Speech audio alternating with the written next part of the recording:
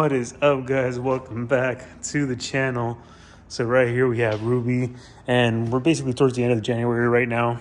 We picked up Ruby on New Year's Eve, and she's been sitting here since, but today we're finally going to get started on shaving and painting the engine bay. So we're going to take this car over to Alejandro, which he's literally like 2 buildings down from where I'm at, since we're in the same industrial area. So right now what I need to do is fix the rear air lines, because they leak a lot faster than the front, and I don't want him having to struggle with moving the car around because of that. So right now we're gonna fix the rear air lines, we're gonna get the front bumper off, and then we're gonna roll this car over to his place. But finally we're gonna get started on fixing her up.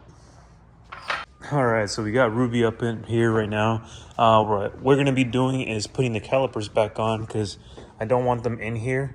So we're gonna bolt them back onto the bracket. And you know, the reason that they're even here in the first place, because we were putting the motor in through the bottom. But now that we have the car here, we're gonna be just taking out the front end and sliding the motor inward like that. So these are going back on.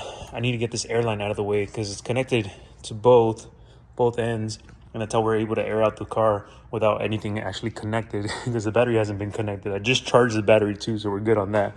But let's get the calipers on. Let's remove the front end. I mocked up the intercooler just to make sure it clears the bumper, because I wasn't sure of whether it did or didn't, because ever since we first got the car up and running, I never got a chance to put the bumper on to see if it cleared. But looks like we have no issues or anything like that. Later on, we are going to be mounting an oil cooler right up here, right above the intercooler, so it could show through on the bottom of the grill right there. So let's get started. I'm taking off the front end, put the calipers back on. We're gonna remove the hood, because I don't want them struggling how I am right now with hood props, since I don't have any hood shocks on here to hold the hood up. So I'm also gonna see if by any chance these fenders are salvageable, see if they could do anything about it to fix, you know, what happened here. It's pretty bent up, but we'll see what happens. But if they could salvage this fender, cool. I would love it, just because of the fact that it's a process just to make another set of conversion fenders. So we'll see what happens with that. But for now, let's get started.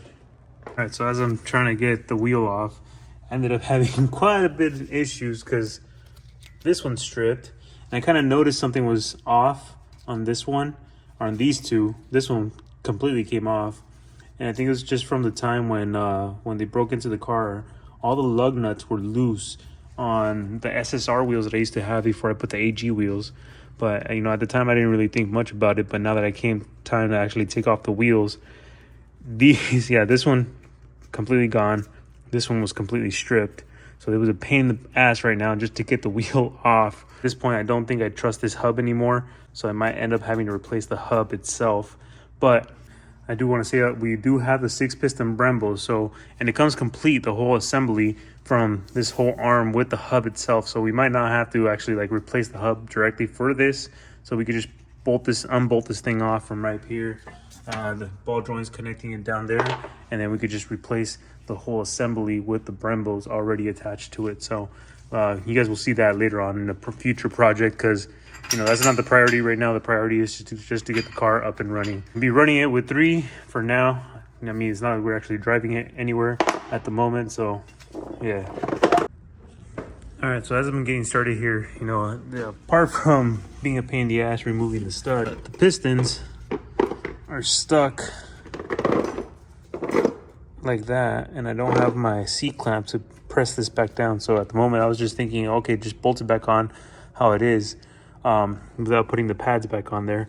So I'll just get to this later, but I have no idea where my bolts are for this to bolt the caliper back on. So I have no idea where the bolts are, and I have 2 bins I have to sort through, so I need to look through the bins, and hopefully I can find them. Hopefully they're there. If they're there, cool.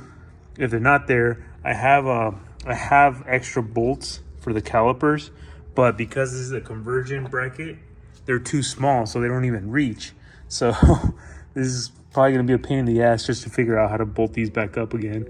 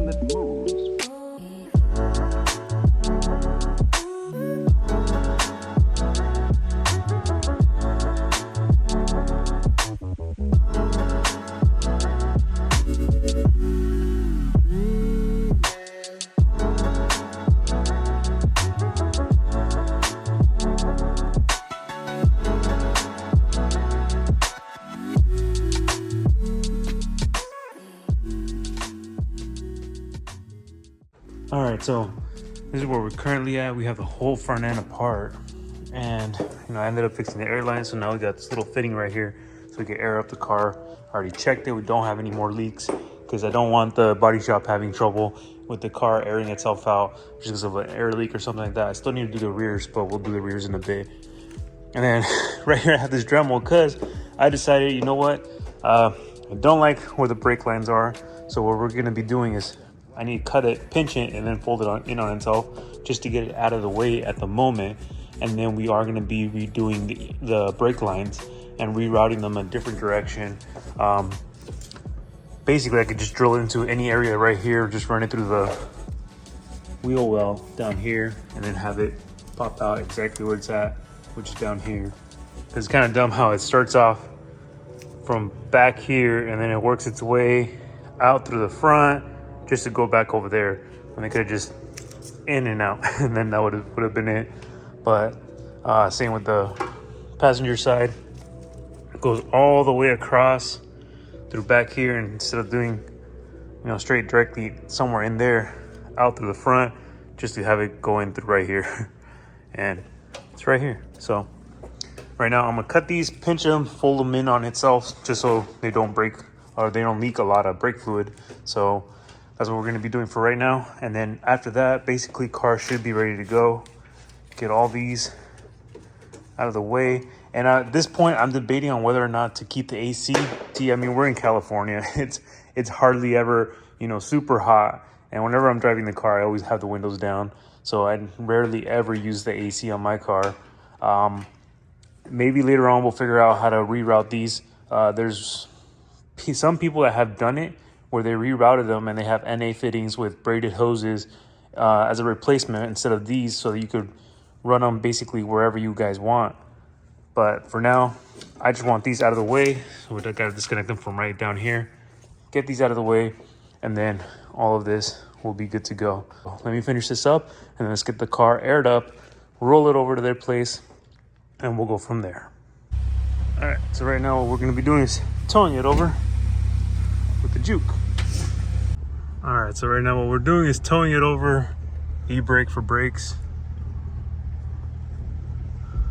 Just trying to be careful.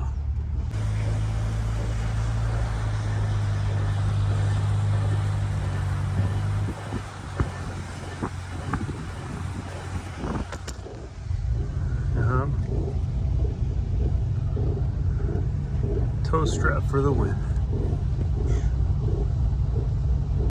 All right, so now we have the car here. We'll be on stocks. We ended up marking out what we're gonna be shaving here. They're basically gonna weld in all of these gaps, all of these holes, these right here. Basically back here we don't really need to do anything. This is for the wiring harness. Here I need it for a vacuum hose, so I need to leave that. All of these are gonna be plugged up as well. All these holes that you guys see here. This, these. There's a lot. There's so many of them. They're gonna get rid of this bracket. We're gonna get rid of this bracket, this bracket, this bracket. These hold the control arms, so those gotta stay. We're gonna plug up these holes. This is where the old ground wires would go, but now I bolt them off to the side, so we're gonna leave those down there exposed. And that later on, we're probably just gonna clean up the subframe down here a little bit more, and I'll give you guys little updates here and there as they progress with the engine bay. All right, guys, so I'm having to do a little voiceover on this part of the video because they have music playing in the background, but I wanted to keep you guys updated. So as you guys can see, they have already started and put new plates in, welded in these sides, and then they're going to be filling all this in with metal. And then I ended up bringing the ARC strut bar, the base of it, because we need to make sure we had enough clearance, or at least for them, so they know how much room they have to play with that little gap right there, just so we can make sure it stays smooth all throughout and we don't have issues with the strut bar at all. But that's basically what it's looking like right now, and it's looking so damn good. All right, so that's basically going to be the end of part one for this video. I could have made it into one big video, but I'd rather just put out some content for you guys so you guys get updated on what's happening with the car for right now. If you guys follow me on Instagram, you guys saw I did this whole setup right here where this car is.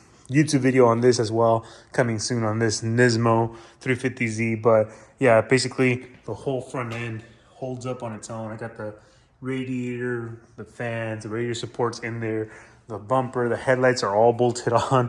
Well, it's not bolted on, but it's mocked up. But it's crazy how the whole front end holds itself up the way it should right there. So it's pretty cool. If you guys saw the follow me on Instagram, my805, you guys probably saw all the reels and pictures that I posted about this setup right here. But that was all the progress that they got to before the weekend, and they don't work on the weekends over there. So I just wanted to get as much footage as I could for you guys so I could put out a video for you guys on an updated part on Ruby. But there's also another part that I want to show you guys that will be in another video as well. Separate video from the engine bay and shaving and all that stuff. So this is the motor right here. We were finally going to get started on putting this thing back together. We finally trimmed all the piston rings to spec. I forgot to record that part, but it's a whole process on how to trim the piston rings and have to be pre-cut to a certain gap for the turbo application. So we finally got that done, and we were going to start putting the pistons in, and then we realized that the crank had a little bit of surface rust from the motor sitting. Since I never covered it up like this from top and bottom, some of the moisture got in there from, you know, when we first put it back together when we were in Santa Barbara, and then we had to move and everything, and motor just sat, so we couldn't really do anything with it. And I never covered it up like this, so moisture got in there, and the crank started getting a tiny bit of surface rust, and we can't put the, you know, the bearings on there like that because it'll destroy the bearings immediately. So we had to get the crank, we took it apart, took the crank to get repolished again. What's up, Gigi? So we had to take the crank to get repolished, and now it's in here. It's in this Coke can bottle, but the crank is repolished again, and tomorrow we were finally going to be putting the engine back together.